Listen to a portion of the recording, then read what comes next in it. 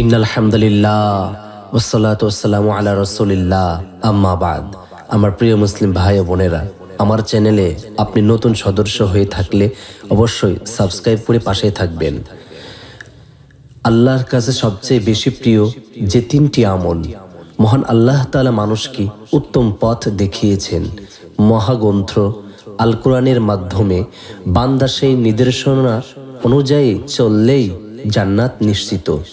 তারপরেও দুনিয়াবী জীবনে অনেক ছোট ছোট আমল থাকে যা খুবই গুরুত্বপূর্ণ। আমি মানুষকে বাবা মার সঙ্গে উত্তম ব্যবহার করার জোর নির্দেশ দিয়েছি।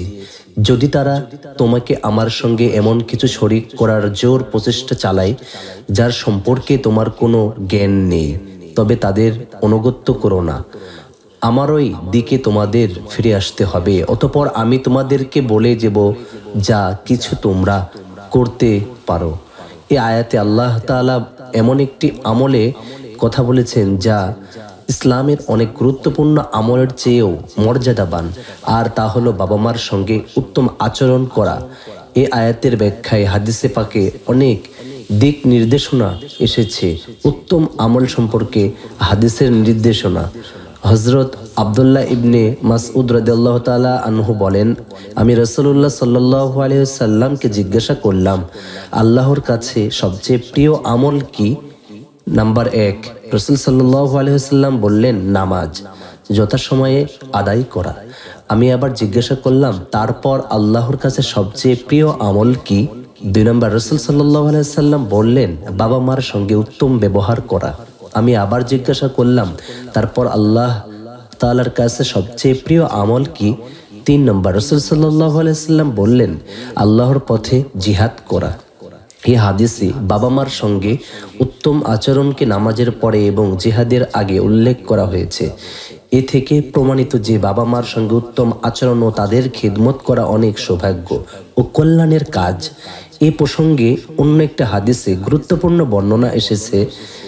হযরত আব্দুল্লাহ রাদিয়াল্লাহু তাআলা আনহু বলেছেন, এক ব্যক্তি রাসূল সাল্লাল্লাহু আলাইহি সাল্লামের দরবারে উপস্থিত হয়ে বলতে লাগলো যে, আমি আপনার হাতে হিজরত ও জিহাদের জন্য বায়াত করছি আর আল্লাহর কাছে এর প্রতিদান চাই।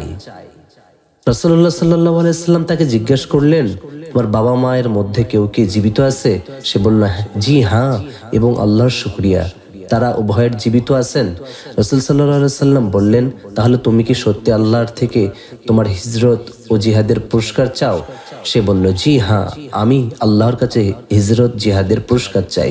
রাসূল সাল্লাল্লাহু আলাইহি সাল্লাম বললেন, তাহলে যাও, তোমার বাবা মার খেদমত করো, তাদের সঙ্গে ভালো আচরণ করো। উল্লেখিত হাদিসে 3টি আমলের কথা বলা হয়েছে, তা হলো ইসলামের জন্য হিজরত ও জিহাদ।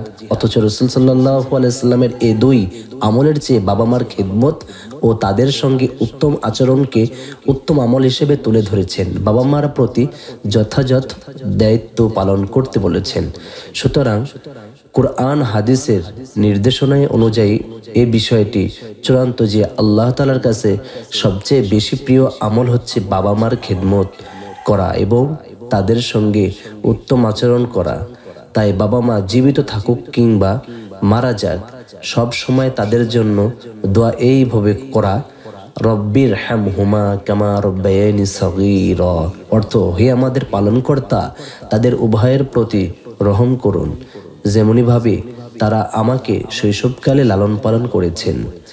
2 নম্বর আমলটি, রব্বানা গফিরলি ওয়ালিওয়ালিদাইয়া ওয়ালিল মুমিনিনা ইয়াওমা ইয়াকুমুল হিসাব। অর্থ, হে আমাদের পালনকর্তা, আমাকে, আমার পিতামাতাকে এবং সব মুমিনকে ক্ষমা করুন, যেদিন হিসাব কায়েম হবে। আল্লাহ তাআলা মুসলিম উম্মাহকে বাবা মার সঙ্গে উত্তম আচরণ ও তাদের খেদমত করার তৌফিক দান করুন। তাদের সঙ্গে উত্তম আচরণ ও খেদমত মিলবে ইসলামের জন্য হিজরত ও জিহাদের সওয়াব। আল্লাহ তাআলা উম্মতকে মুহাম্মাদীকে বাবা মার খেদমতের জন্য কবুল